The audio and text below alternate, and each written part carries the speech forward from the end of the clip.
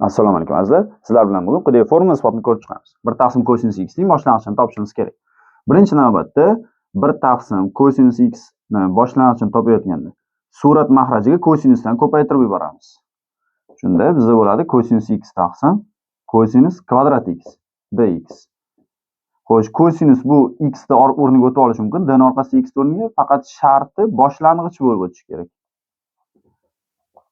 Xo'sh, boshlang'ich bo'lsa, kosinus boshlang'ich sinus bo'ladi. Demak, bu sinus o'tar ekan. Kosinus kvadrat o'rniga esa asosiy trigonometrik ayniyat 1 minus sinus kvadrat x qo'yib olamiz. 1 minus sinus kvadrat x d sinus x bo'ldi mana. Demak, kosinus boshlang'ich bo'lib o'tdi. Kosinus kvadrat o'rniga 1 minus sinus kvadrat qo'ydik. Integral belgisi. Endi sinus x ni t deydigan bo'lsak, 1 minus t kvadrat bo'ladi. Bu yoqda dt bo'ladi.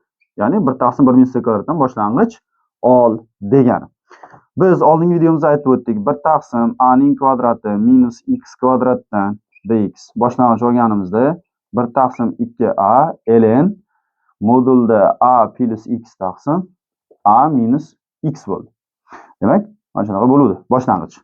Demak, bu ham xuddi o'sha 1 ni kvadrati bor desak, a kvadrat o'rnida 1 ni kvadrati turibdi, x kvadrat o'rnida t ni kvadrati, dx o'rnida dt. Demak, bu nima bo'ladi? 1 taqsim 2 kara 1, a ni o'rnida 1 kelyapti.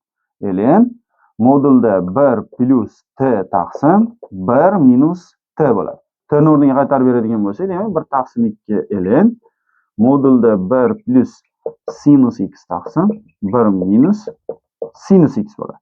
Demak, buni boshlang'ichi 1 taqsim 2 ln modulda 1 plus sinus x taqsim 1 minus sinus x bo'lar ekan. Mana buning boshlang'ich funksiyasi. Isbot quyidagicha.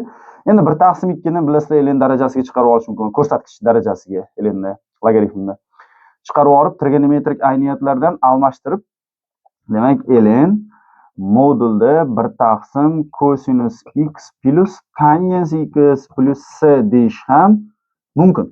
Qaysi biri kelsa. Demak, formula quyidagicha bo'ladi. 1 taqsim kosinus x boshlang'ichi 1 taqsim 2 ln modulda 1 plus sinus x taqsim 1 minus sinus x tushunarli bo'lganiga umid etamiz. E'tiboringiz uchun rahmat.